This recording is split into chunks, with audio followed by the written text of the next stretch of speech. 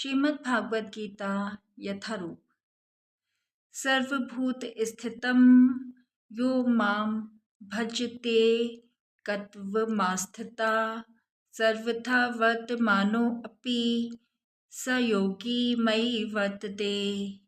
जो योगी मुझे तथा परमात्मा को अभिन्न जानते हुए परमात्मा की भक्ति पूर्वक सेवा करता है, वह हर प्रकार से मुझ में सदैव स्थिर रहता है।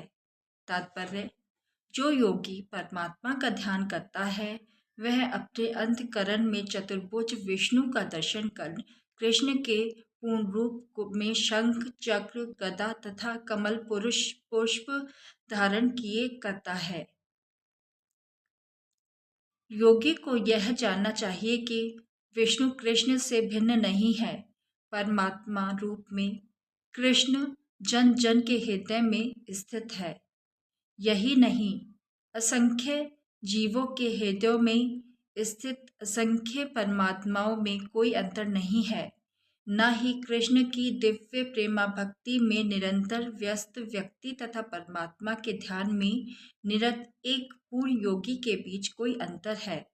कृष्ण भावनामृत में योगी सदैव कृष्ण में ही स्थित रहता है, भले ही भौतिक जगत में वह विभिन्न कार्यों में व्यस्त क्यों न हो। इसकी पुष्टि शील रूप गोस्वामी कृत भक्ति सामृत में सिंधु में हुई है। कृष्ण भावनामृत में रत रहने वाला भगवत भक्त स्वतः मुक्त हो जाता है।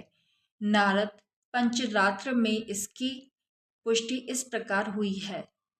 देश काल से अतीत तथा सर्वव्यापी श्री कृष्ण के दिव्य रूप में ध्यान एकाग्र करने से मनुष्य कृष्ण के चिंतन में तन्मय हो जाता है और जब उनके दिव्य सानिध्य की सुखी अवस्था को प्राप्त होता है।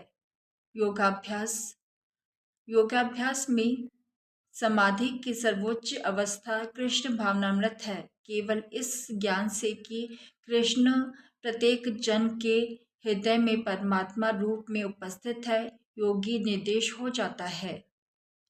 हो जाता है। वेदों में भगवान को इस अचिंत्य शक्ति की पुष्टि इस प्रकार होती है। यद्यपि भगवान एक है, किंतु वह जितने सारे हृदय में है उनमें उपस्थित रहता है।